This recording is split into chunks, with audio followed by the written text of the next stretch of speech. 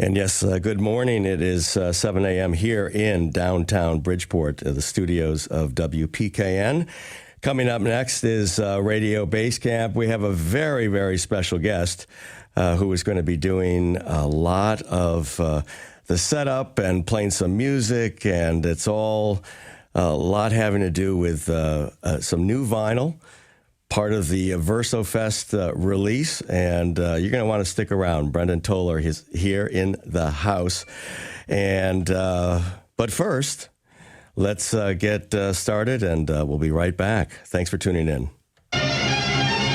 Today brought to you in color.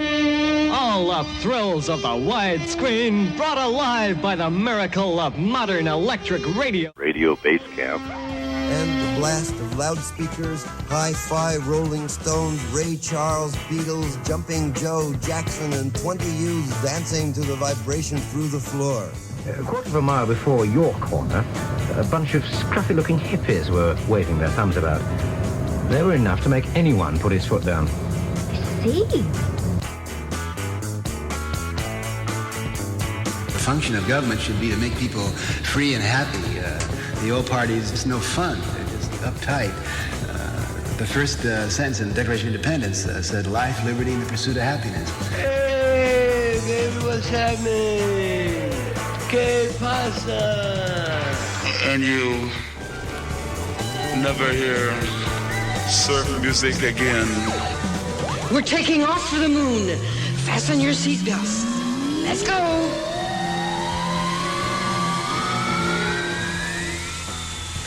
Oh, we have landed on the moon.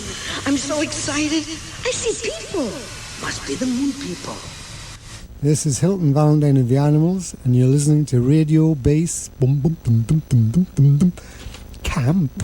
Yes, and it's always nice to hear Hilton Valentine's voice. For those of you that don't know Hilton Valentine, he was one of the original members of the band The Animals from the Newcastle, England area, and he and his lovely wife, Jermaine, have been here in the studios multiple times, and I just... I miss Hilton. He passed away a couple of years ago, and maybe Hilton is listening somewhere, and I know maybe Jermaine is listening in Connecticut. Shout out to Jermaine for helping me with my garden these past couple weekends. Oh, good. Yeah, so you've been seeing her. Yes. Yeah, good. Well, I'm Steve Costanzo. This is my voice, and the other voice is Brendan Toller, who is the marketing manager of Verso Studios, but so much more in his relatively short time here on Earth. He's really done a lot of things. Plays in a band that's really well respected called Dust Hat, but also he's done a couple, not just one documentary film, but at least two, if not three. That's correct, right? Yeah. Or are you holding on two right now? Yeah, I mean the third is always in my mind. Yeah. But, yeah. Well, we're going to probably talk about these at some point. One of the documentaries is called "I Need That Record." It's about the how many closings of record stores around the country, and it hasn't slowed down any. I suppose maybe some have opened up, I guess, but that was in the early 2000s, and I was just so freaked out. And then all of a sudden, all this vinyl culture kind of bounced back. Record Store Day, and a lot of young people and young people starting stores. So. I think that it's kind of the scene has gotten better. I mean, Red Scroll's featured in the movie, and look at they're in this huge warehouse now. They quadrupled in size. Well, so that's one of the documentaries he did, and then also Danny Says is another documentary, and we'll talk more about that. But Danny Fields, who I don't know. Did you use the word Zelig somewhere? I don't know. Maybe I read that. He would not like that. Really? Because he popped up everywhere, yes, right? He did, yeah. Right place, right time, all the time. Yeah, all the time. But it's good to have you back. The last time you were here, we were talking about Verso Fest that was about to take place at the beautiful Westport Library. And that was, late March, early April for a couple of days. Yeah. And now I'm back. Now you're back. And so I guess before, why don't you maybe set up a little bit about some of the things that you are going to be programming this morning? Yeah, we had a lot to discuss about Verso Fest last time, a lot of messages to get across. So one of the things was that, we have our first vinyl compilation out on Verso Records. It's 12 original tracks recorded live at our SSL hybrid analog studio by Travis Bell, our engineer. And the release is this Saturday, 6/3. It's free, 7 o'clock at the Westport Library. 5 bands are going to play, kind of festival style, 20 minutes each. I'll be stage managing, making sure everybody has enough time. And Governor Lamont is probably going to show up. And cool. It's going to be a swinging party. So can't beat the price of admission. It's free. Again, 7 o'clock, you can register on Eventbrite. But we'll be playing tracks from this album today and discussing it. But I also wanted to sort of widen the frame a bit and talk about Connecticut Compilations. Because let's face it, any Connecticut album is super special because it's an artist triumphing against the odds here. True. And a lot of attention goes to New York, L.A., Boston. Right. But Fairfield County and New Haven certainly has always had a very vibrant scene. So I really wanted to pay tribute to some of the Connecticut compilations that came before us that certainly kept me here. Mm-hmm. So I think we'll spin a few tracks, and then we're going to go into an interview with Mr. Craig Bell of It Happened But Nobody Noticed, the amazing, groundbreaking punk compilation out of New Haven from 1977 to 81. Very nice. Well, I'm going to share a photograph of this beautiful piece of vinyl. Yellow. That is, beautiful on the turntable here. It's a bright yellow. It's just, waking me up for sure. And it's, you did mention the fact that it was recorded at a public library. I mean, this is not your normal library. So maybe just set up again what happened in terms of the renovations and the fact that Verso Studios, just talk a little bit about the fact that you have like a full-on recording studio set up there. Sure. So in 2019, we wrapped up the transformation project at the Westport Library. This included a Media Studios initiative, and this came out of the makerspace because, Westport Library has a tradition of being an innovative library, and they were getting a wide audience with the 3D printing, and they thought, how can we expand upon this? And they thought media. So fortunately, we had this guy, Rob Fraboni, who happened to set up Bob Dylan and the Band studio in L.A., Shangri-La, and he set up Keith Richards' studio, and he helped out with the implementation and design of the recording studio. So as Peter Kaitis says, this is not a janitor's closet recording studio. This is like the real deal, SSL console, just beautiful sound, and you can hear it across this record. So kind of like a Persian rug, too, there in the middle of the studio, right? The wool rug is part of the design. Yes, it is, yeah. Helps, sort of insulate and maintain sound. Right. So, so what do you want to listen to then? We can spin this and play side A, track 1, Danny Probably, produced by, I mentioned him before, Peter Kaitis.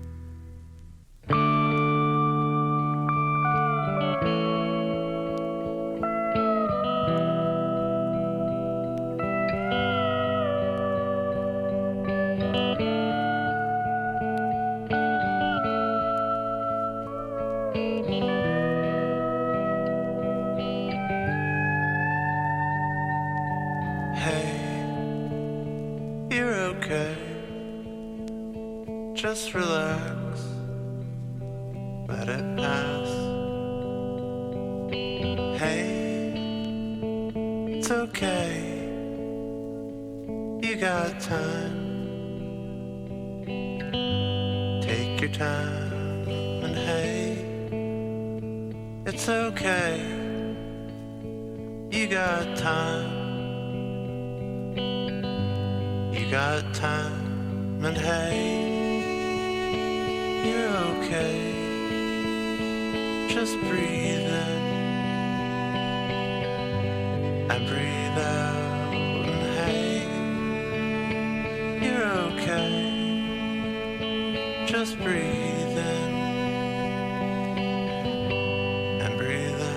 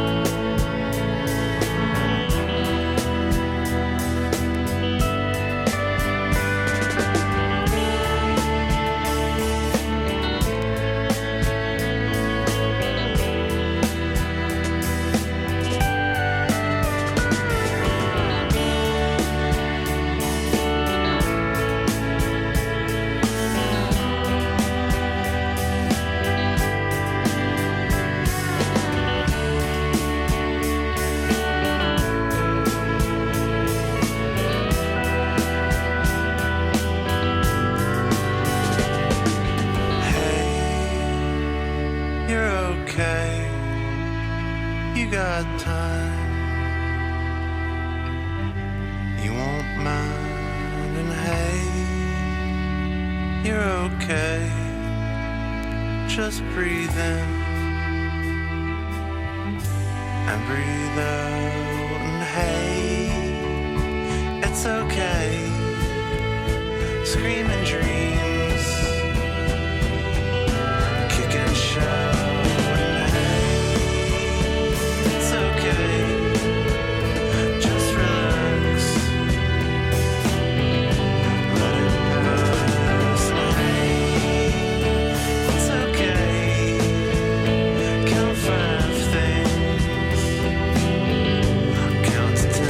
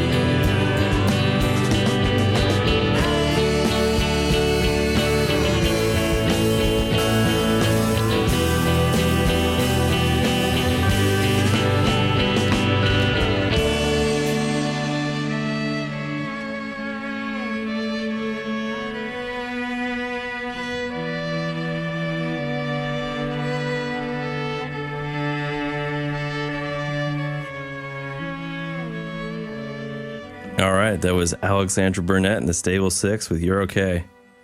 We'll dedicate that to, you know, all those people having to go back to work today. You're okay. Yeah, hey, that's excellent. What a nice track. It's just beautiful. Yeah. You know, as we were talking through it, I just can't believe, you know, the 3-piece or 4-piece string section, lap steel, bass, drums, Alex on guitar and vocals, just incredible. Yeah, very nice. Again, Brendan Toller here on WPKN, part of Radio Base Camp today, doing a special show.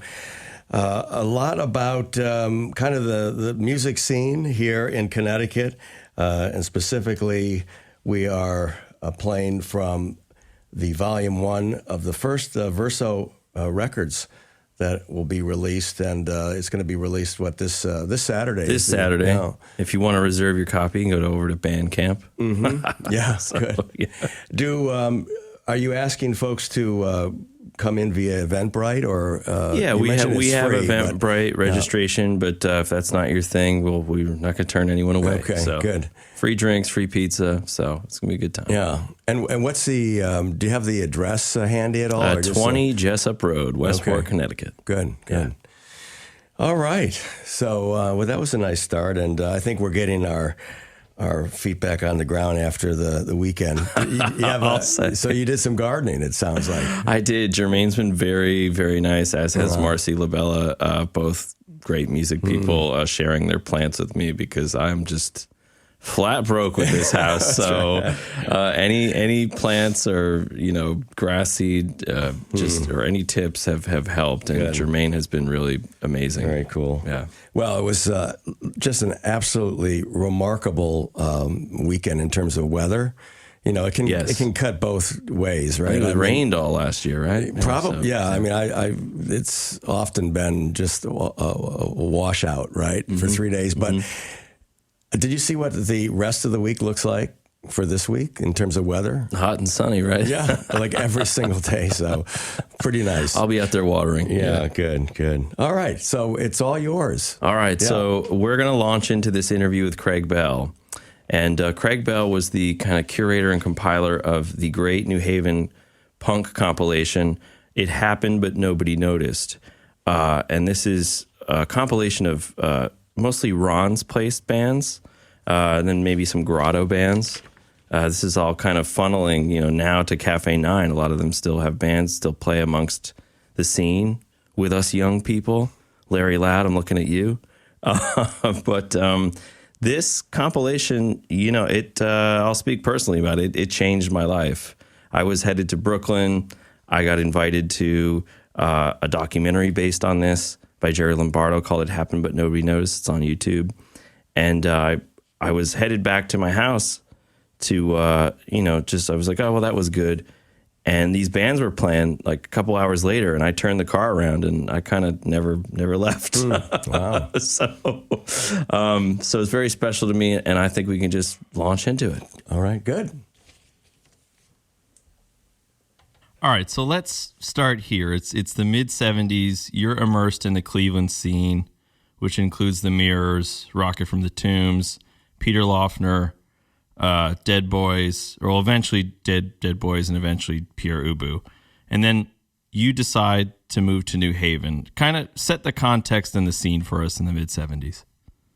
Well, right around that time, 1975 was when Rocket from the Tombs rose and fell pretty much in 9 months. And the following year, as Pierre Ubu and the Dead Boys were getting together, and I was sort of trying to figure out what I wanted to do, I was briefly involved with both of them, or asked to work with both of them, and with some other bands at that time. But I just felt like I needed to start my own thing. I had come back. I'd been in the Army. I was drafted and came back in 1974 specifically to rejoin Mirrors. So when all of that ran its course, I sort of felt, what am I going to do now? All of my family, my parents, my sisters and brothers had all moved away from Cleveland by that time. So I had nothing to keep me there. And I thought, well, what's it going to be? And I needed a job. And my father worked for the railroads, and he managed to help me get a job with Amtrak in New Haven, Connecticut. I had only been to Connecticut one time before that. When I was stationed in the Army down in New Jersey, a friend of mine and I drove up to Waterbury and saw Pink Floyd at the Palace Theater in like 1974. And I was on acid at the time. So that was my only Connecticut experience up to that time. But when I got there, there was just some kind of urgency that was going on at that time in that region. All through New England, it just seemed like the young people all just were on fire. They were looking for some kind of outlet, some kind of release. And I think it came through with the scenes that you saw up and down the coast. I packed up everything I had.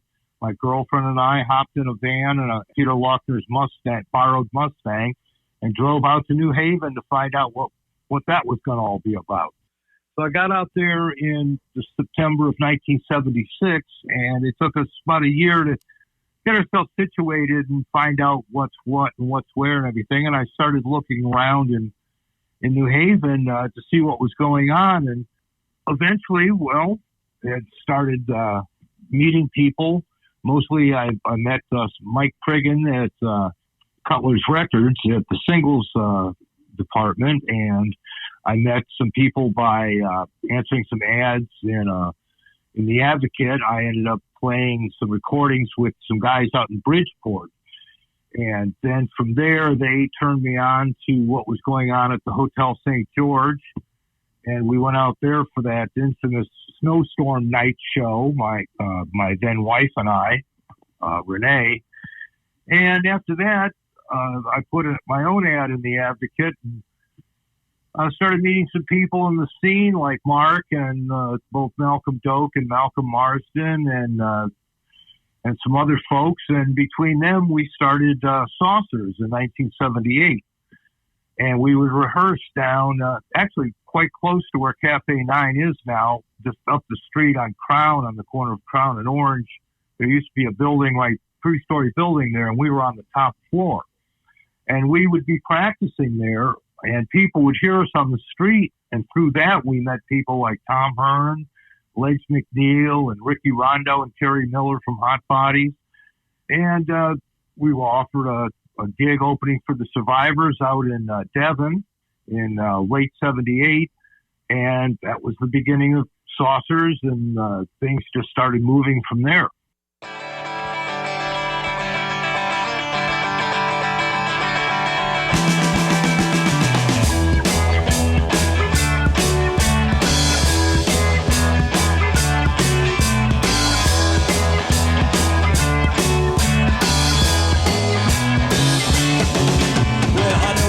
Girl, she's got the shifty eyes. She wears a long gray coat like a Nazi spy.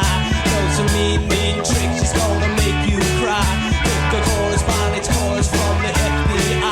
Had a 38 special ever since she was 3. Her daddy bought a tutor from the KGB.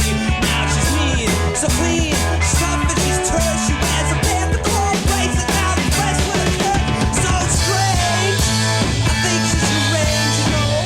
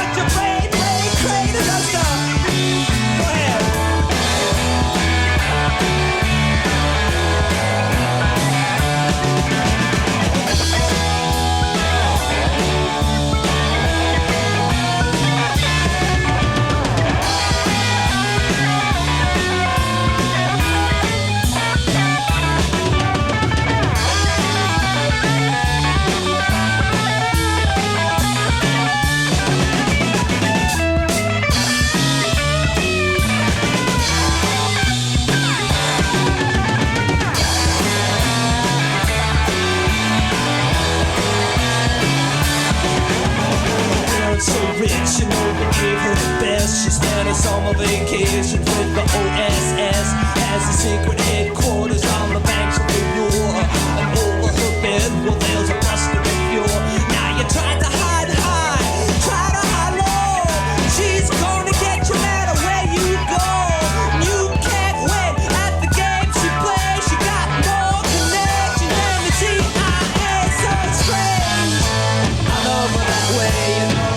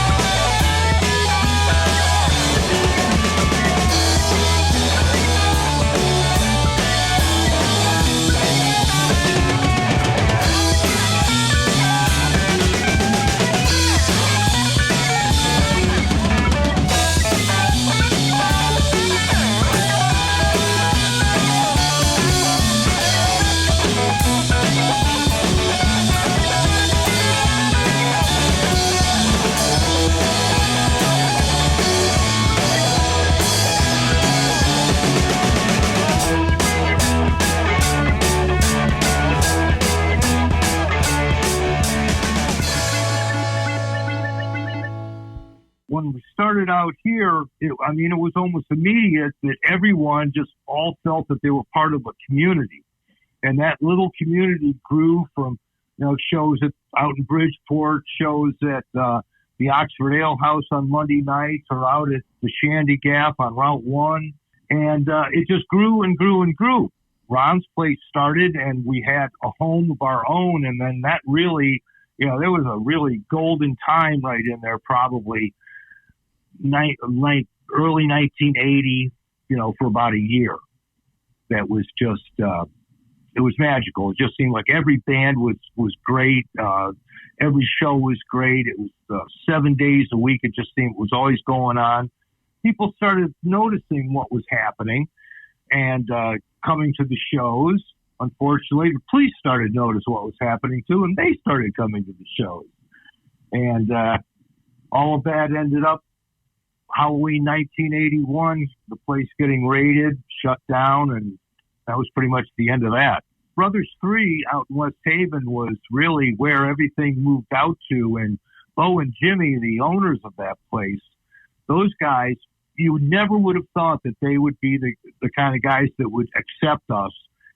But they welcomed us into their place and even saw how many of the kids came to the shows and things, and they were the ones that decided they were going to take the step up, and they opened up the Grotto in downtown New Haven.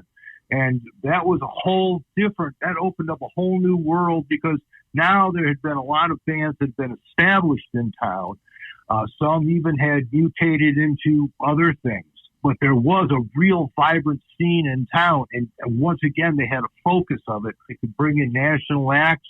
People got exposure, and then people started to shine a little bit of light on New Haven. And some people got some opportunities, to go further than just, the New England area. So it was just a really magical time. It was a lot of creativity. There just seemed to be just people everywhere doing things, not just music, but film and art, what have you. Of course, Yale helped with all the people that drew, and the other colleges around the area. But also, it just seemed to be a convergence of the locals and people like myself from the outside who just came in and just created something really wonderful.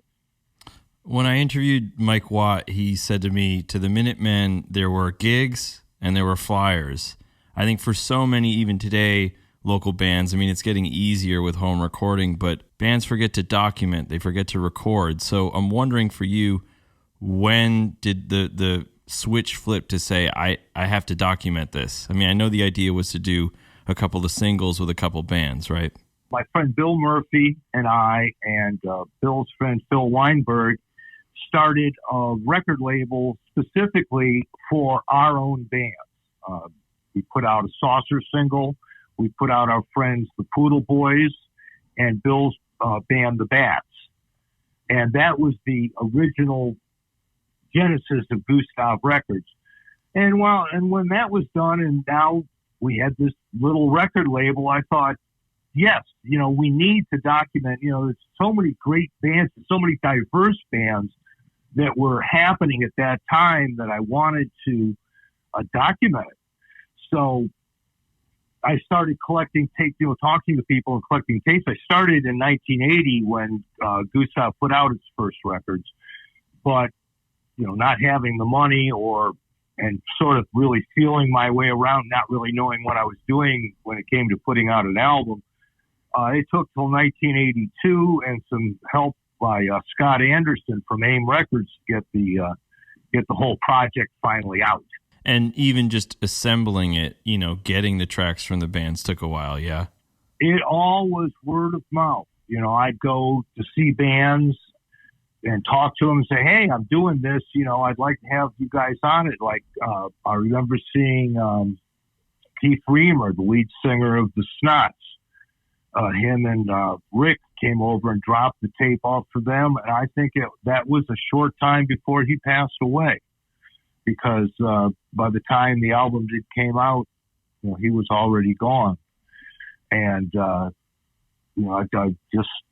can't forget things like that, And the most frustrating thing about it at the time was that there were bands at that time that I couldn't get. And when I made the record, finally, had enough tracks to do the record, I was disappointed that there were certain bands that I was unable to acquire a recording from, and thought, well, maybe I can make another one, but realized soon after making that record that doing something like that just takes up way too much of your time to try to do a series of them. Herding cats. Yes, absolutely. I think herding cats is easier. Who came up with the title? It happened, but nobody noticed. That was mine. I've had a couple of people analyze it for me over the years, but I was just thinking, I want something that'll grab your attention. And if you look at it and it says it happened, but nobody noticed, you go, oh, and what was that happened? So, hopefully that would at least pique their interest. People attempt at marketing, I suppose. Well, I think it totally works. I want to throw out a couple band names and you'll just kind of tell me about them. Stratford Survivors. Well, Stratford Survivors were these 4 young guys from Stratford. They were the guys that Tom Hearn, when he came up and saw us, was helping get gigs. They were so young at the time that they could only be in the bar when they were performing. I don't think any of them were over the age of 17 when we played with them the very first time. We opened for them for 2 nights at the Shandy Gaff, and they were just so much energy and just straightforward rock and roll. You want to, your first impression, you would want to say, oh, like the Ramones, but not like the Ramones, because they had something different. They had some kind of just like, I think they exuded more joy in what they were doing.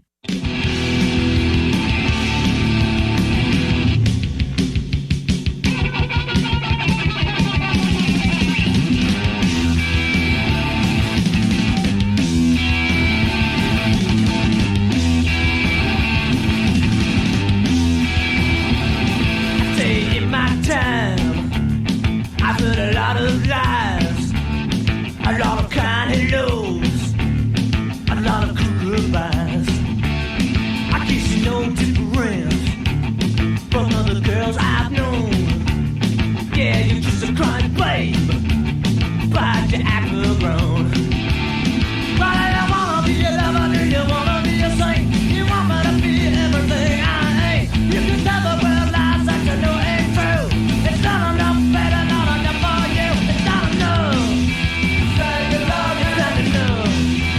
Say you care, it's not enough. Say you love me, it's not enough. Say you care. You're holding my heart about a mile wide. This love, baby, that's all back inside. 'Cause I've been going through the mill, and I've heard your sweet talk. But you're talking to the cheap girl, and now I'm gonna walk. Well, do you wanna be a lover? Do you wanna be a saint? Do you want me to be everything I ain't? Just other world lies that you know ain't true. But it's not enough, baby, not enough for you. It's not enough. Say you love me, not enough. Say you care, it's not enough. Say you know it's not enough. Say you care. Well, come on, baby. Come on. Let's go.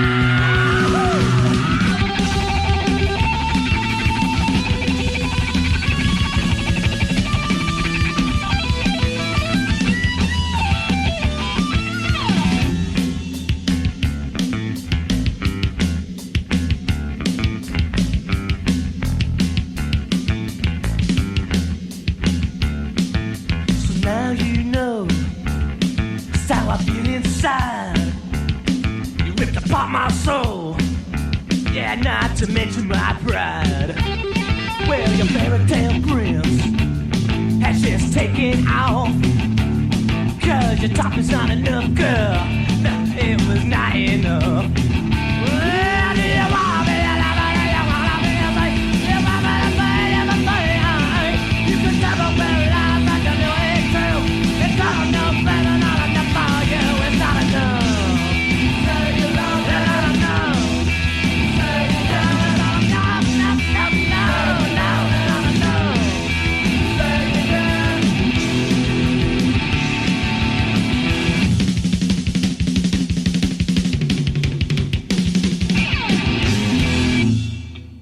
Poodle Boys? Poodle Boys were the stars of New Haven.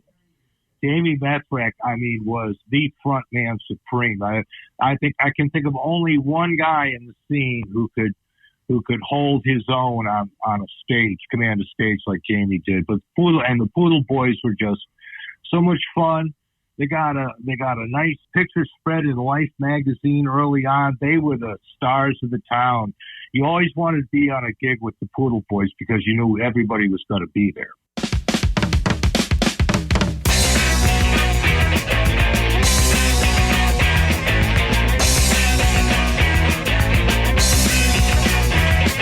My mom and daddy told me that I couldn't go. They said I'd been doing the accident show. I snuck out at my house where the lights were down low. Down to the club where the Poodle Boys go for a pop party. Pop party. Pop party. Pop. Mom and daddy told me that I couldn't go. They said I've been trying to get a Valentino. I snuck out at my house where the lights were down low. Down to the club for a Poodle Boys show. And a pop party. Pop party. Pop party.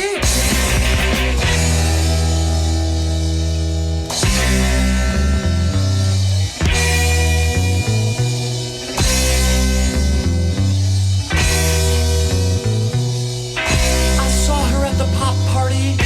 She looked so doggone good. She was standing near the punch bowl, right near the concession stand. She was wearing a pink bubble knit cardigan sweater and a pair of white demi-go-go boots. And she was 14 and God, I was just about 21.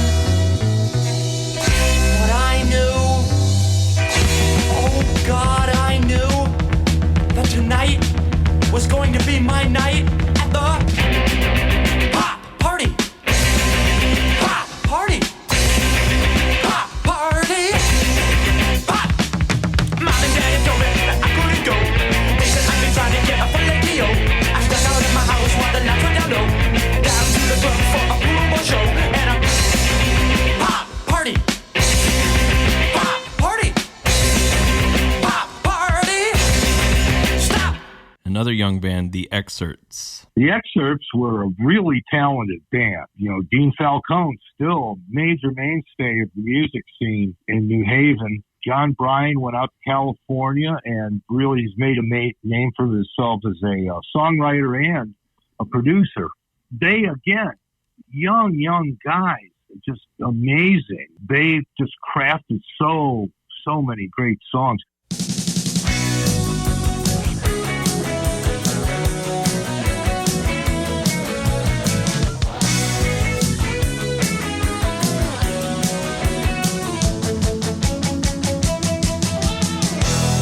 Give me a second, I'll give you anything.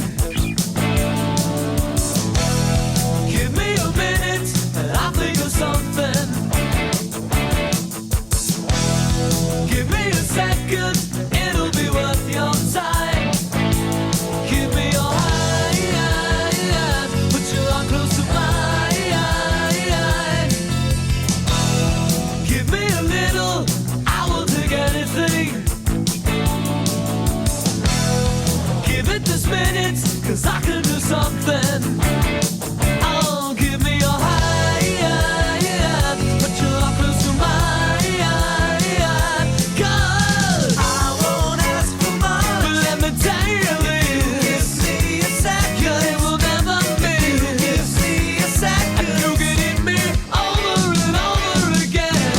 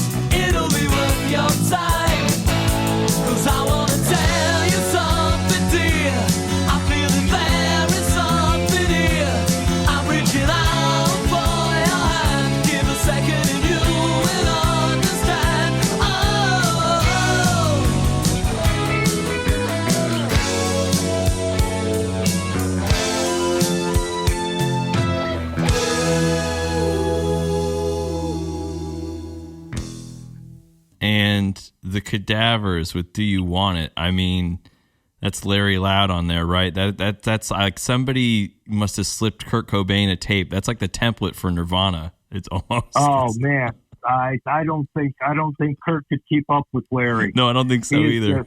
He is just incredible. Yeah, I remember that was one of the bands that I didn't get on the first vinyl in 1982. The Cadavers and the Survivors and Disturbance were three of the bands that when the whole thing came about, which oddly was a strange story in itself, the coming about of the double CD.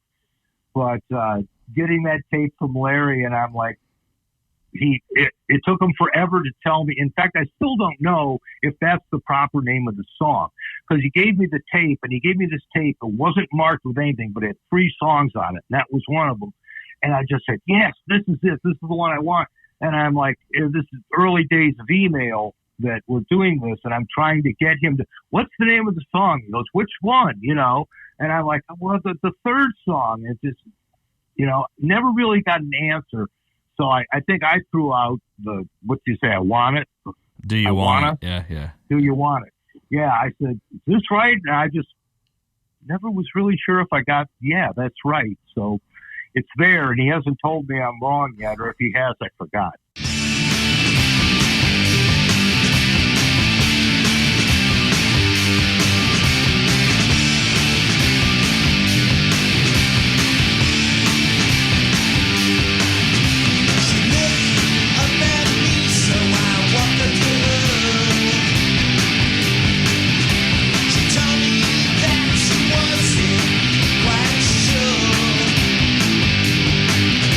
About the city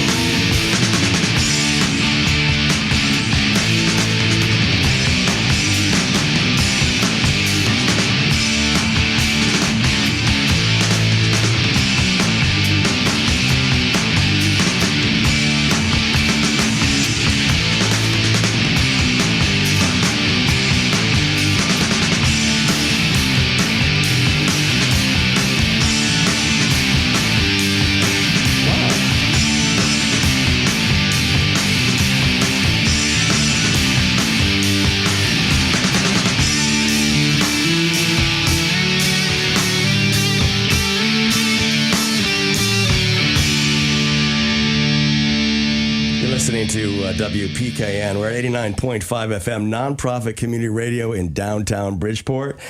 And I'm just going to turn it over to Brendan Toller to talk a little bit about this special show.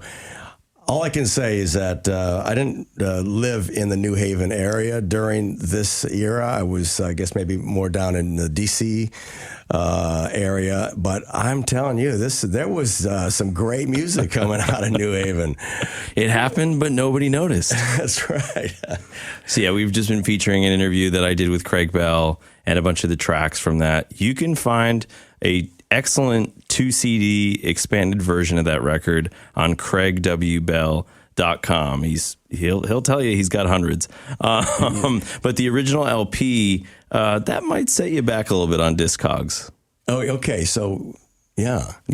So it's out on CD. Yes. And then there's some you can get the original. Vinyl. Yeah, exactly. Yeah. And we'll talk about that in part 2 of our interview, which I guess we should just cue up now. Yeah, why not? Right? God, I tell you, that was. What was that last track again? That was "Do You Want It" by the Cadavers. Larry Loud, who has a band with Teo Baldwin right now, and that's just a magic track. I love that one. Fantastic. Yeah.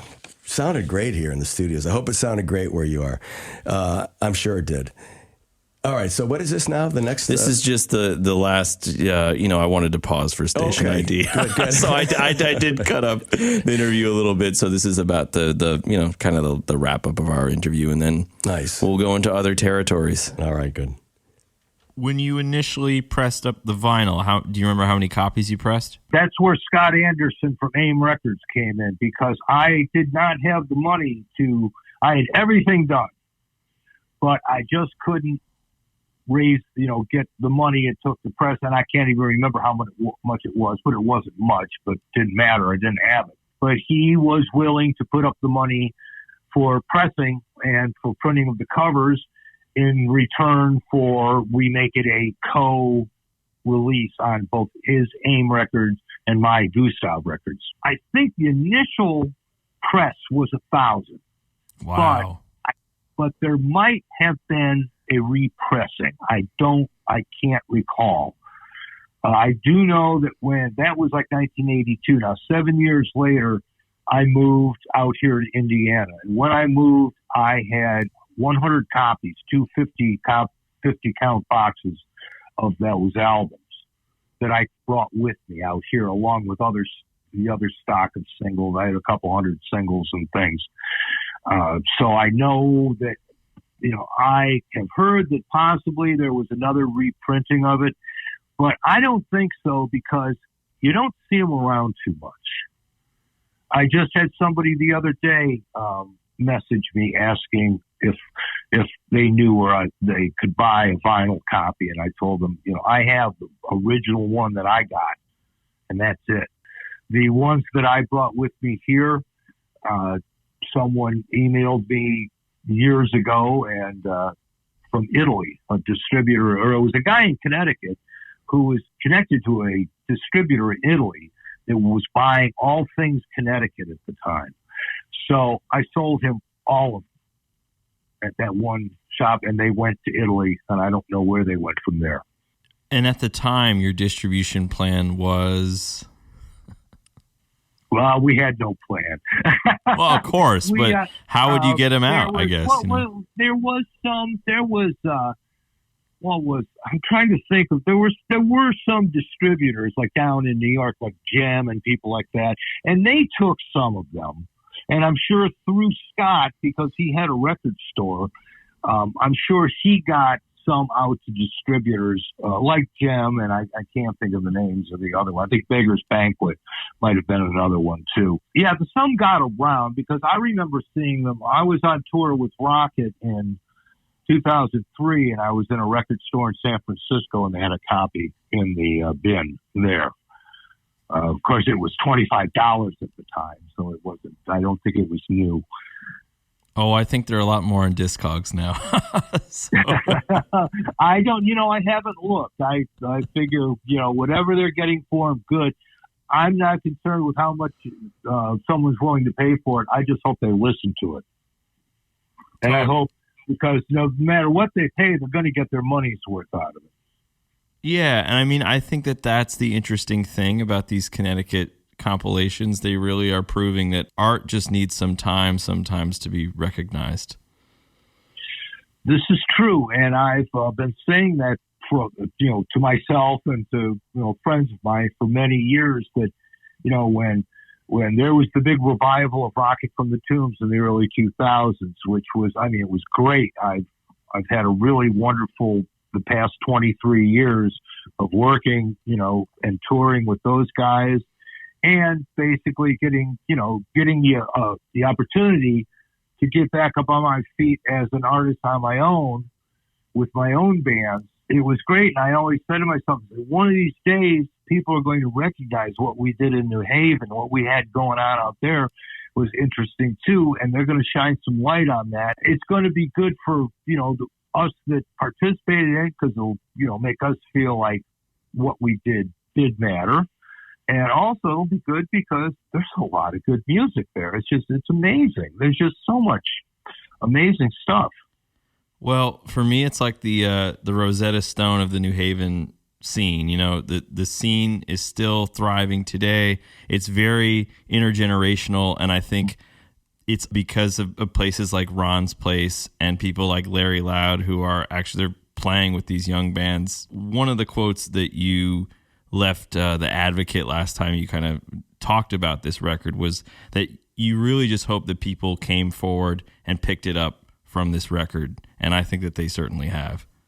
Well, I agree. I think they have too, and I'm very grateful for that, and I'm very happy that I could have, done something to help this music remain alive, because not just for me, but for all the people that participated, all the people who supported us, the club owners. A lot of these guys are gone now. A lot of these guys and gals, there's a lot of people who aren't around anymore, but they all meant something to all of us. We were just one big family. Well, I just want you to know that in my garage, I have boxes. And all right. I will mention that they are for sale. Yeah. I always have them on my merch table, and here and there I sell one. Because whenever somebody comes up to me and says, well, what do you think is the best thing that gives me the best thing of what you do? And I pick that up and I say, well, I'm on here a couple of times, but here's what you should listen to get an idea of not only what I do, but what we do. All right. That was my interview with Craig Bell of It Happened But Nobody Noticed. And we're here celebrating the Verso Records Volume 1 release, which is out June 3rd, the first vinyl compilation produced by Verso Studios in the Westport Library. We're, of course, having a party this Saturday for free food, free drink, plenty of bands. Come on down. And right now we're going to play one of the tracks of a great band that I love, been shimmering in New Haven and Middletown, Connecticut, all over Connecticut for so long. It's Tiny Ocean, led by Kierstin Sieser, and she's going to be opening things up on Saturday, June 3rd. So let's go to the great track, cool. Calling of an Ache. Great. You're listening to WPKN, just about a minute in front of 8 a.m., and we are in downtown Bridgeport, Connecticut. Here we go.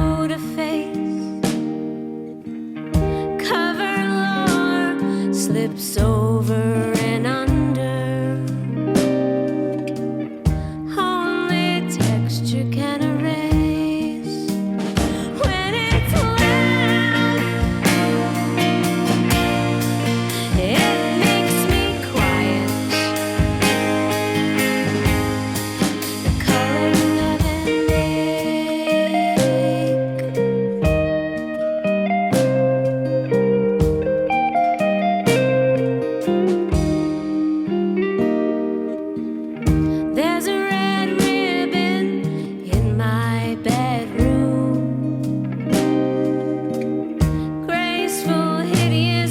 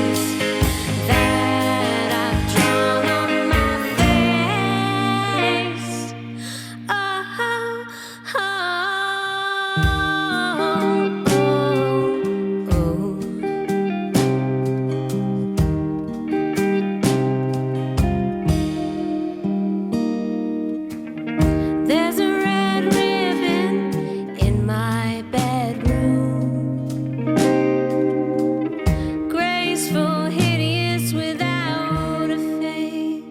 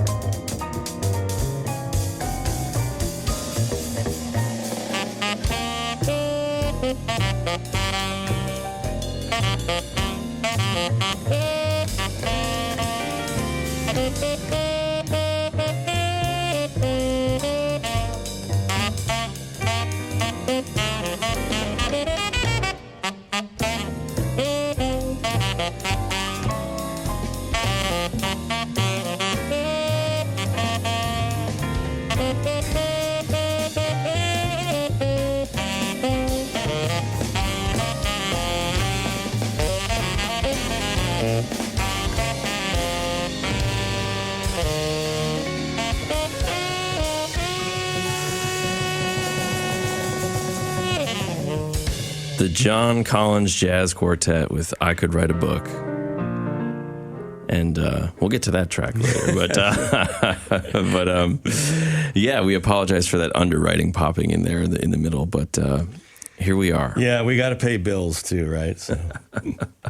So, of course, we can't talk about Connecticut without acknowledging and celebrating the vibrant hip-hop scene that's come out of here, from Steezo to, Jim Slice, Gary Thomas, G's Records. We'll give them all a great shout out. And so one of the compilations that, again, just totally blew my mind was one day I was at Elm City Sounds in New Haven, Westville.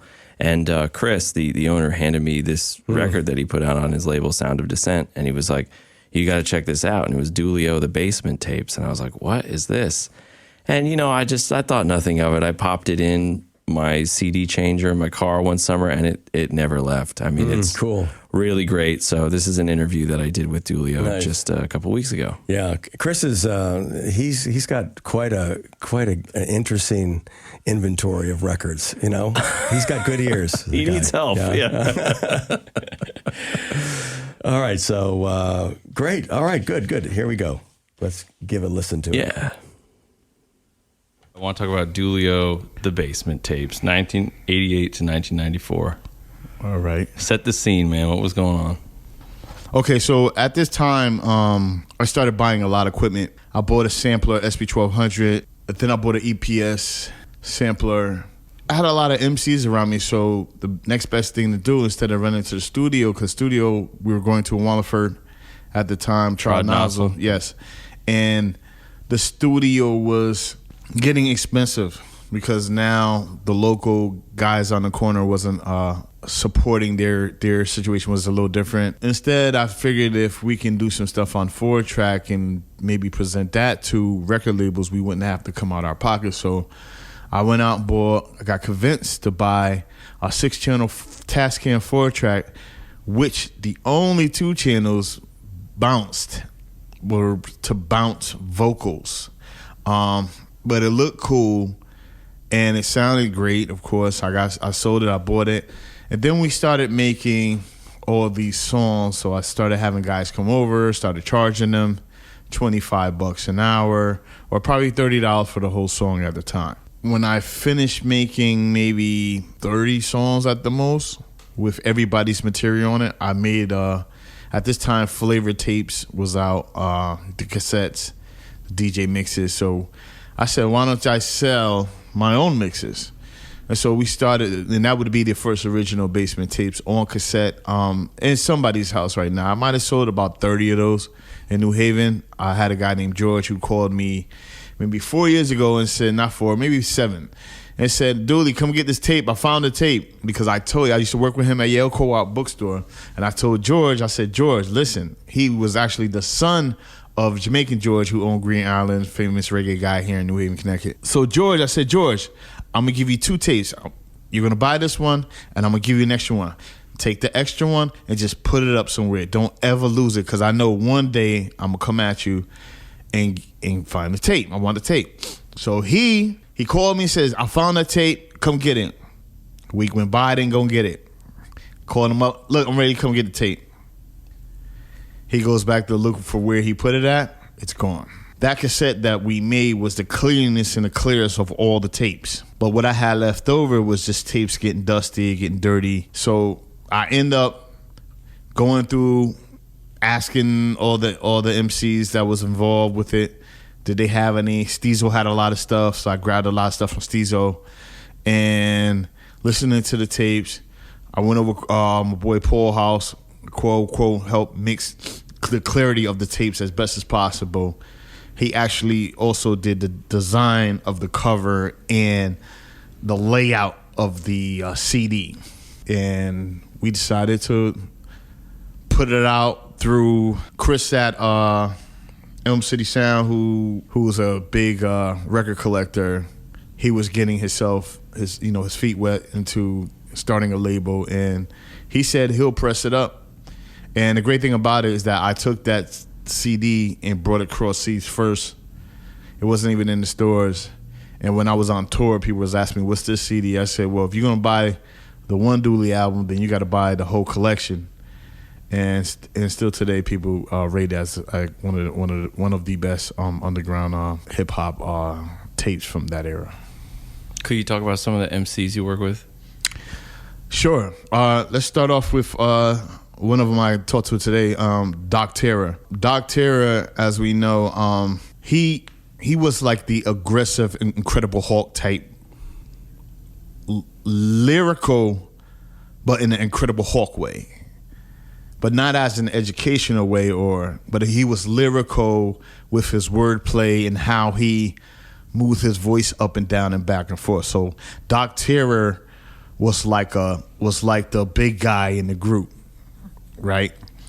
Then we had his partner, my partner as well, was Sean Rhythm. Now Sean Rhythm, Chief Rhythm Runner-Muck, he was the lyrical one. he can throw words at you that you wouldn't even know. You know, like arugada and stuff like that. Like who says that but him? You know what I'm saying? I thought he was speaking another language with some time when he rapped, but he was very lyrical and very, very crazy with it. We also had Chris Lowe. Chris Lowe was more or less Chris Cosby, the DJ. He was more of a producer and an MC at the same time, but his strength was DJing and producing. And then he started MCing because we all just was MCs, so he started MCing. Sieser was part of that group for a short change moment after his record deal went sour. Also, we had Extra, who also was a real lyrical, creative MC, producer. He was like the first guy that had jazz records that were, like when you heard the Tribe album for the first time, he already had most of those samples. And like he was way ahead of his time, like as far as, you know, digging in the crates. Because his father was a big jazz head and had mad records. Like he could rap, he could do reggae style, he could do Das Effect style, he could do regular style, he could do Coochie Rap style, he could do all these styles. He had mad styles to his style. I mean, he was like a complex MC.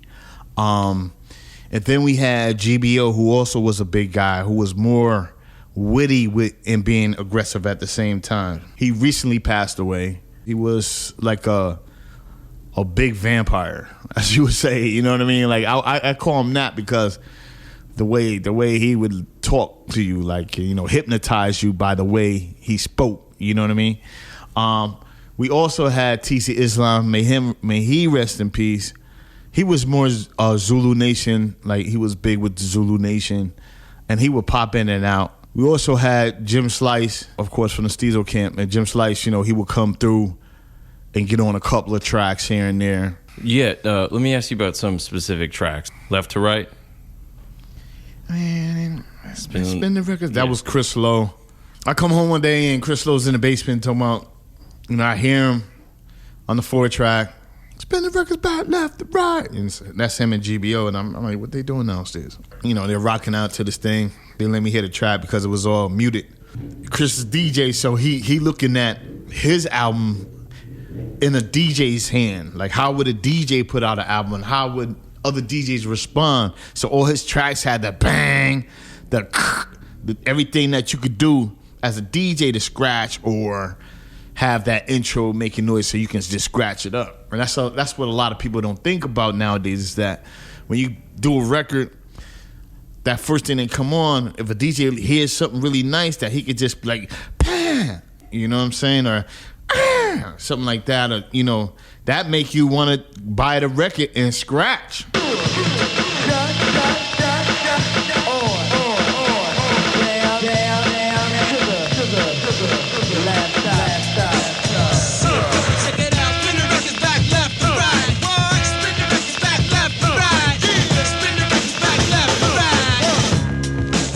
The lower flow beneath me so chic and he divine. Some beats they make you just wanna spill the wine. Bring out your big grill, cook steaks in the sunshine. My luxury must be the beat so I can unwind. Cause I'm out for fun time, I'm not out for gun time. So let the pistol pop in another place. Keep that shit out my face, acting rough, cause you're scared to get stuck. Revolution is on the rise. Fleas turn to flies, them insects that live in the projects. So extra, yo, I'm rough, just check my texture. But who gonna protect you when I wreck you? Hard rock like a nigga supposed to be. Chicks cry when I don't let them get close to me and slick talk. But watch this quick walk, cause we don't talk unless we talk dick talk. But don't be scared, it's only me, yo. I thought I'd be rhyming like I play jazz and my shit sound like a trio. Even more yet, a quartet, cause I see more sweat from competition who didn't forfeit. So yo, give it up, you lost it. Your rhymes is like those sneakers way in the back of your closet. 4 fingers of death, plus 1 thumb left. To get the mic and catch wreck to the sunset. Yo, all I need is the crowd to perceive some feedback. Jack to the gym or get packed. Needles get smacked by the records of rap and I shut it down. Them niggas forget how to act. I snap like that. Spin the records back, left to right. Yeah. Spin the records back, left to right. Word. Spin the records back, left to right. Yeah. Spin the records back, left to right.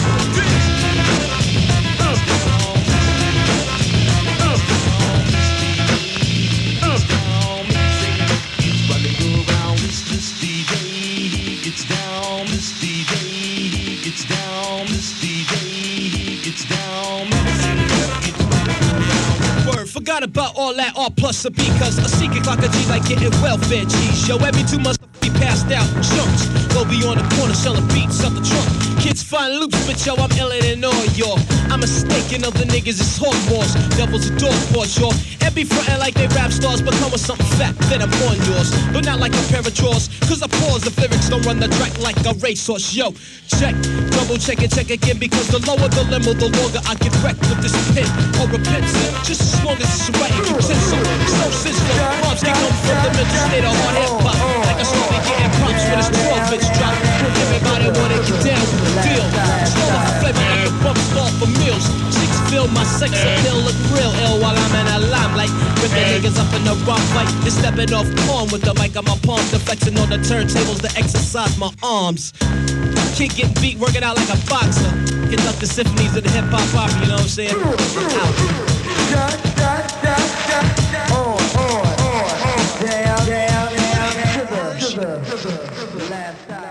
All right, you talk about the false rumors and the true history. Yeah. What are you talking about? What do you like? What we're?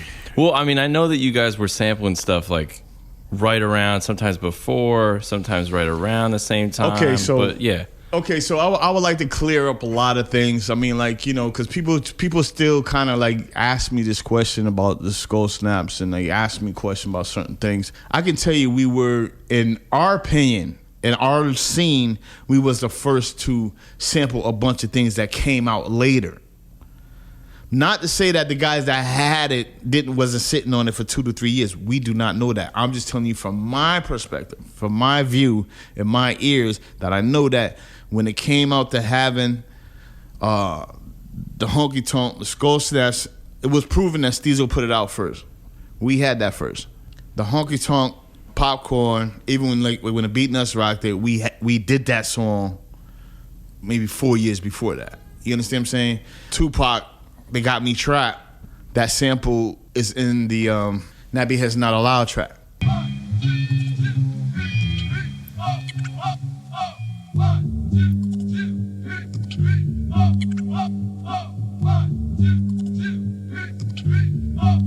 I was watching the SWAT team watch me. I had them under surveillance from a helicopter. Watch the step as I crept. I inserted a group of expert murderers to watch the life of my wife as I slept. So this group wouldn't hurt her or murder her. She's all I had left. They said my family wasn't allowed. When I didn't listen, they kidnapped my child. So now I gotta attack. If the clan finds my plans, I won't get my child back. Now it's time to play a game of Chatillo. I got my amigos, they're experts in Aikido. Swap plots to riot, starting diversions to keep flow killers murdering. But I murdered them one by one. I killed them all, sinister white, Aryan terrorists. I want the balls.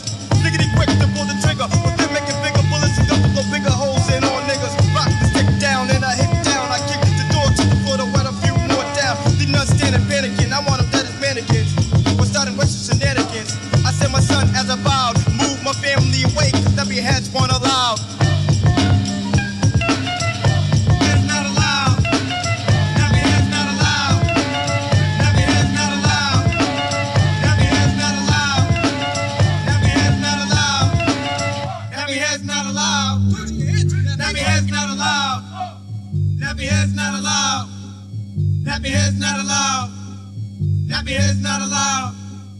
Nappy heads not allowed. Nappy heads not allowed. Nappy heads not allowed. Nappy heads not allowed. Man, look, man, I ain't got no pick. Head nappy as hell. Ain't got no sporting ways. I ain't got no toboggan. Man, I need some curl activator. Man, I don't care, I'm gonna spoil it. Wherever I go, I get a funny vibe, then a funny look. I'm treated like a crook. Yo, here's the hook. When I step into the store to do some shopping, a million eyes are watching. Even the mannequins move. If I have a hater, I might just start popping. I'm not a firm believer in jungle fever, and I know that white boy staring at me ain't either. So I'm like, what the hell you staring at? Getting ill in the grill and pulling off my hat. To her, I must look like Mandingo, cause I'm not the type of guy you meet in church playing bingo. No, I ain't nobody's butler or servant. I'm strictly urban in the city, getting grilled by the white serpent. Devil's a dog and you can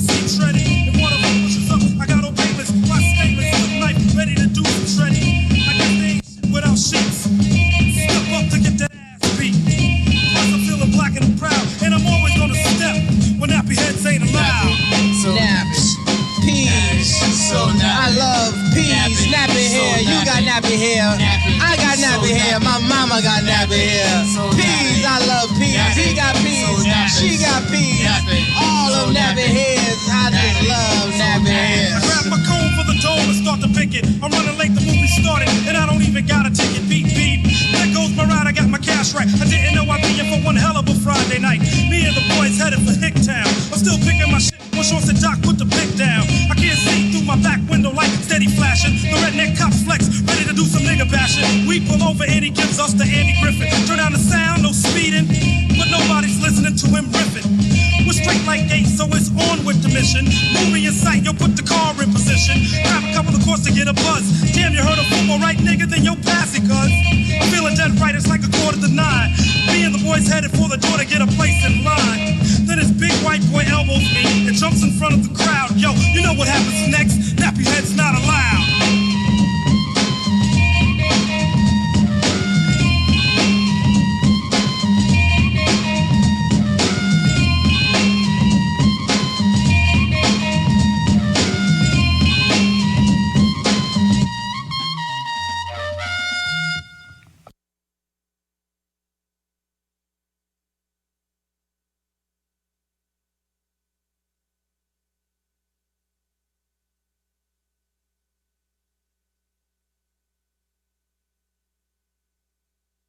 I think that might have just been common for everybody because those records are around. Those records were around.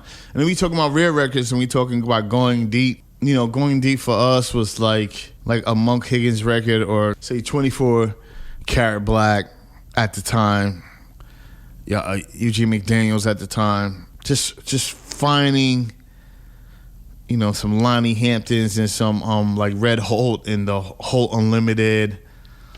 Stuff like that, Freddie Hubbard. I mean, like, you know, just having like this CTI collection, which I focused a lot on because I like the way they sounded. We had a lot of gems, and we also had what everybody else had. You know, Black Moon came out with Who Got the Props. All of a sudden, we look in our crates. That's what this is. It's been sitting here the whole time. You're like, you know what I mean? Like, we were digging just like everybody else. There was a lot of records out there at the time. But now you can't really find some of these records. They're kind of rare because everybody snatched a lot of them up. Pushing Through the Door. Now, Pushing Through the Door is me, Steezo, and GBO. And this was a group we had put together called Three's Company. The sample, Steezo had the sample, the Lady Eloise sample, and it was just a beautiful sample. And then we put Skull Snaps behind it. And we just did it in the basement. My vocals was too hot, as you can hear. Extra gave us a hook for the Dougie Fresh hook going, pushing through the door. I see girls having a good time. I might say a rhyme, pushing through. I thought that was genius. Like I thought, and like I'm still itching to do that song. I might have to do that song over, but it's definitely a great song. Like I think all that material was really cool.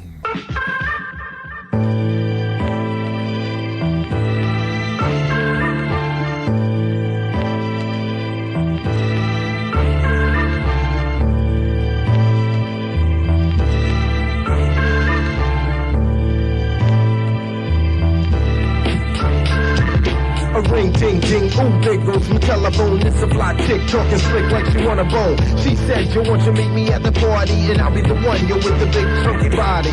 So boom, I grab the keys to the Porsche. I'm all I'm doing about $1.50. I park and took the Val of the 10th spot. And brothers in line, you're saying, look what this kid got. So cool, I met the chick at the party. I'm hugging and kissing, touching all on the body.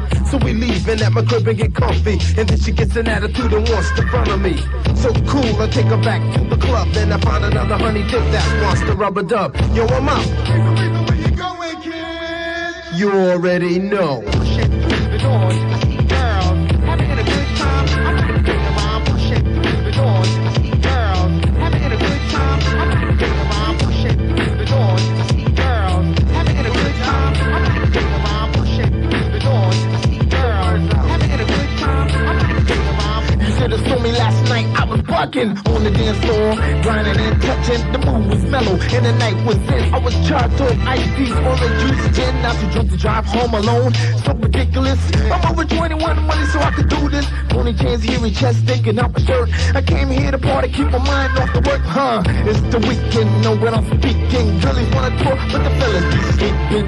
I'ma spend more time with a girl like an inmate finish. Doing a 6-year beer, I was on the set. How the nerd called me to catch the mic check, so I could catch back, I grabbed the mic and got the party extra ill hype. If these got tight cause they couldn't get it right, cause I was pushing the doors. I see girls having a good time. I'm not getting around pushing the doors. I see girls having a good time. I'm not getting around pushing the doors. I see girls having a good time. I'm not getting around pushing the doors. I see girls having a good time. I'm not getting around.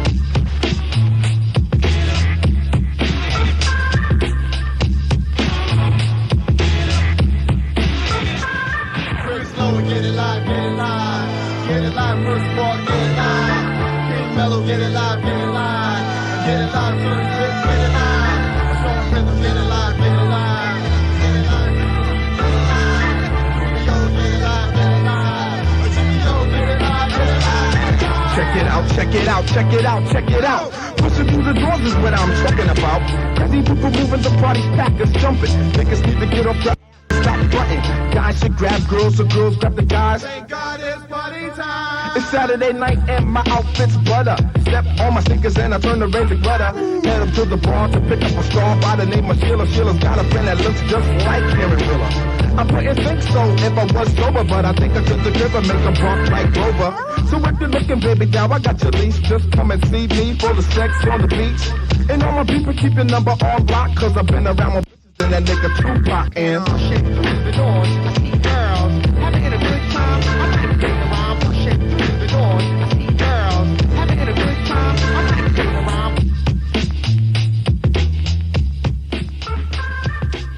The thing about like living in New Haven, Connecticut is just like you almost gotta rep this city till you die type of feeling. Musically on anything you do. I don't know why. I understand why, but it's just like you're programmed to do it. You don't care about what the outside world is as a rapper in New Haven, Connecticut. You care about what's going on in New Haven. You're more ready to impress New Haven than you are to impress the world, but you want to impress New Haven first. And something that can make you or break you. You know what I'm saying? So I've seen it. I know, because I know that when Steezo started off repping Connecticut and New Haven when he first came out, and then when he got in New York, they was like, where you from? He said, I'm from Brooklyn. And then that's when New Haven said, oh yeah, everything turned red. So he was having a lot of problems with people, you know what I mean, just because of that, you know what I mean? So, but like I said, but this is a place where you don't want to disappoint your locals, because at that time they looked at him like he made it. About time New Haven got some sort of, because we have so much talent down here, and it's just like so much talent in New Haven. It's just like we had a guy that was out there and he said totally opposite what we thought was going to happen, and then that really ticked a lot of people off. So, like I said, a lot of people want to represent New Haven, and yes, it's a good thing, and it could be a bad thing too at the same time. Well, so I was going to ask you what was it about Connecticut, but the reason I'm here is because we got the Verso record coming out. So the idea is to do this radio show where I'm doing like history of Connecticut comps. So there's this punk one, and then there's you, and then there's a Verso record. But right. you're on the Verso record. Right. Yeah, I'm on the Verso record with MIGHTYMOONCHEW in the band. And I think that it came out really well, more well than I thought when we were doing it, because like I said before, we were all over the place. I mean, I was over the place, they was over the place, and the engineer pieced it up pretty good. So shouts out to him. Who was the engineer on that? Travis Bell. Thank you, Travis Bell. You did a great job. DJ BT Jr. Cheeseburger, he also coordinated and arranged and mixed and did a great job also because it sounds really good on vinyl. You want to say some other stuff, though? Yeah. I definitely would like to say thank you, Westport Library. Verso Studios. Verso Studios, thank you. I feel that they're opening their doors to newer things. I see a lot of diversity. I see a lot of people doing some really spectacular things. And I think that with more outreach to the community and to schools, etc., I mean, Westport Libraries, they got it. I'm telling you, it's right on.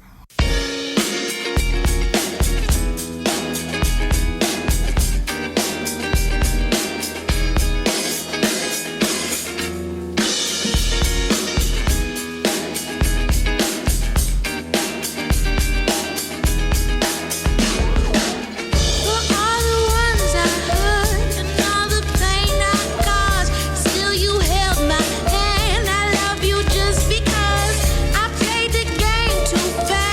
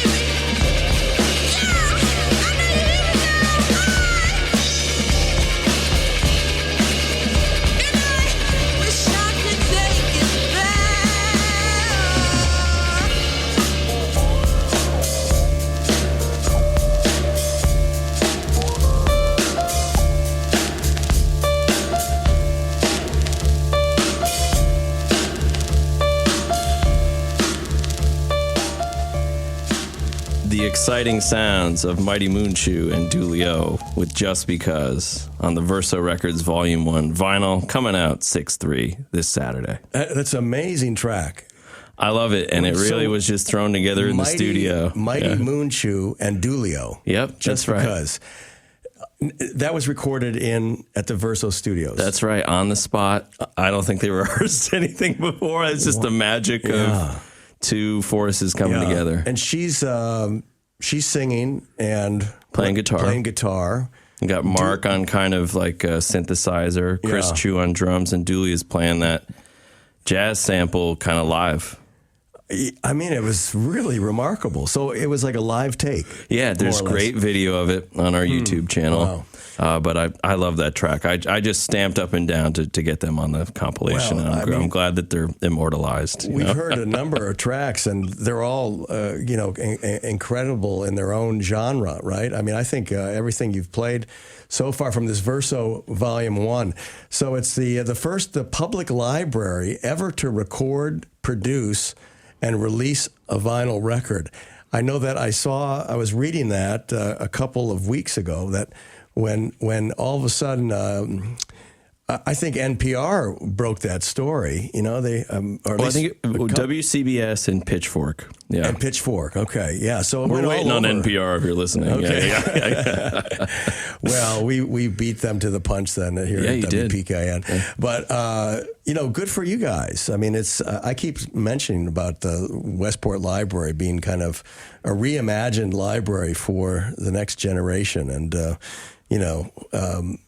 you are the first library to ever record a vinyl record. So, and these are going to be for sale at the event on Saturday night, right? It's a free event. Saturday night, 7:00. I'll mention who's performing. So, Kierstin Sieser and friends. So that was we heard Tiny Ocean a while back, Culling of an Ache. Great performer. Lulu Lewis is performing as a duo. Ports of Spain. Zambonis, which we'll hear very soon, and Problem with Kids Today return to the Westport Library Verso Studios. So it's going to be a very exciting night. Again, kind of set up festival style, 20-minute sets, very fast. It's going to be a fun night. Free pizza, free beer and wine. Nice. Can't beat it. And it's on yellow vinyl, by the way. So Brendan Toller here, marketing manager of Verso Studios, also a musician, a producer, a documentary filmmaker, a DJ, lots of different things. And you dug pretty deep for these two compilations, Connecticut Compilations. It's been a really interesting show. You want to just recap again what you did with Chris Bell and I mean, it's just this whole area and the creative community, from art to music, film. It means so much to me. So I wanted to pay it forward and showcase the people that brought forth some amazing things that changed my life. So Craig Bell with It Happened But Nobody Noticed, the great New Haven punk compilation, 77 to 81. You can get that at craigwbell.com. Don't miss it. Don't sleep on that one. And then we followed that up with the Dooley-O conversation from his compilation, The Basement Tapes, 1988 to 1994. And Steve and I were just saying, some people, their timing is a little off, but the art is still there. And really grab that compilation from Dooley-O's Bandcamp website or Chris at Elm City Sounds, because it is wild. Timing is everything. It's you never know when someone's going to get that lucky break. Sometimes when we were talking about someone recently that got a lucky break, and it does happen. It can happen. And that's a good segue into this next track, Steve, because I came into the Westport Library never having set foot in there. Dave Schneider insisted that Dan Soto and I from Dust Hat play percussion on this track, the Gretzky Twist. And 2 months later, there I was, employed by Verso Studios. So you never know when you play tambourine what it could lead to. Yeah, so this is Zambonis with the Gretzky Twist.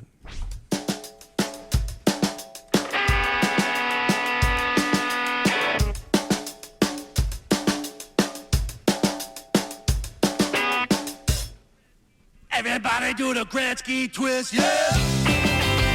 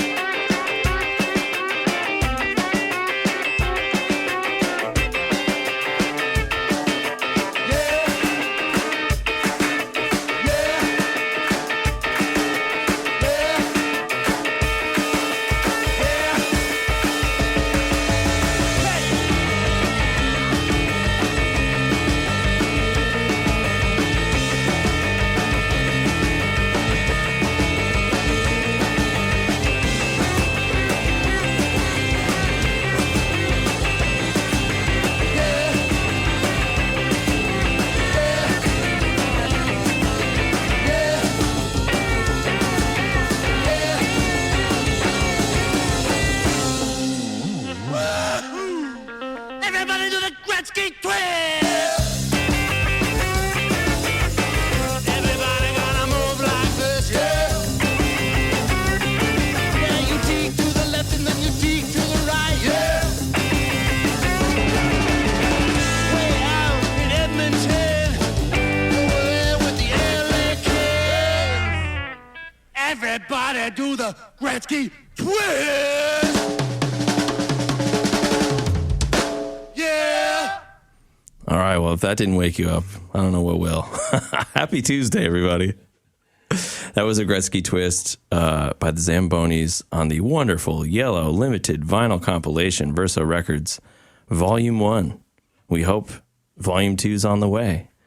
Steve is cueing the next track, so I'm just here to chitter-chatter. Once again, Verso Records Volume 1 will be celebrating this Saturday at the Westport Library in Verso Studios, 7 o'clock. It's free. Can't beat it. Wonderful venue if you haven't been. And come and pick up our record. If you can't attend, we do have a Bandcamp site, and you can head over to our website, which is versorecords.com, or excuse me, versorecords.westportlibrary.org. And a lot of great, once again, I'll say it again, this is just a great snapshot of the local Connecticut scene and tri-state area as we see it now.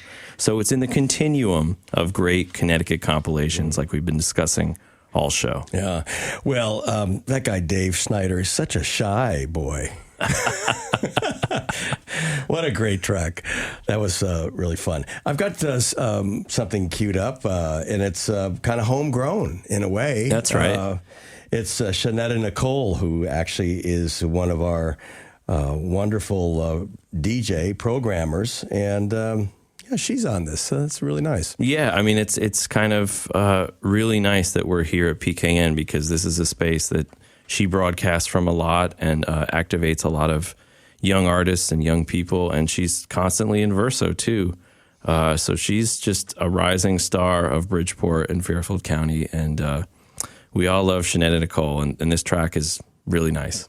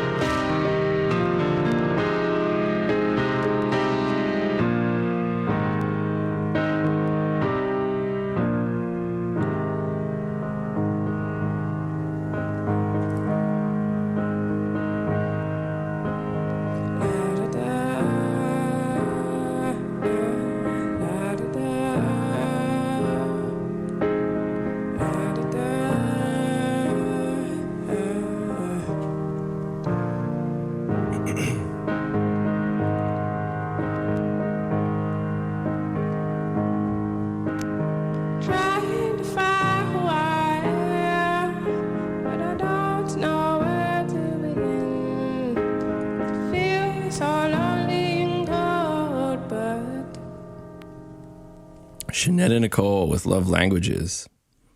Can't get enough of that.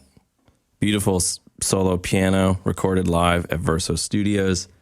And once again, before we end at 9 o'clock, Verso Records Volume 1 out on vinyl, bright yellow vinyl, limited to just 500 copies. Available on 6/3 at the Verso Records Party, 7 o'clock, 20 Jessup Road in Westport, Connecticut, with 5 special performances. Free beer and wine, dare I say that, and pizza. We're trying to get everybody out. And going out to millions of people right now. You know, similar to Craig Bell, once the party's over, the distribution plan really looks like me driving to local record stores across Connecticut and delivering copies. So we hope it'll be an independent record store near you as well. Great. Berlinetta, probably. Yeah. Hey, thanks again. So I'm Steve D. Costanzo, host of Radio Base Camp, heard every Tuesday morning. This is a special show with Brendan Toller from the Verso Studios, Westport Library. Really fantastic show. Thanks for coming in and putting this together. It made me, I guess it allowed me to stay at the beach a little bit longer yesterday. I didn't have to do so much prep. Really enjoyed it. So I'll put everything up in the archives.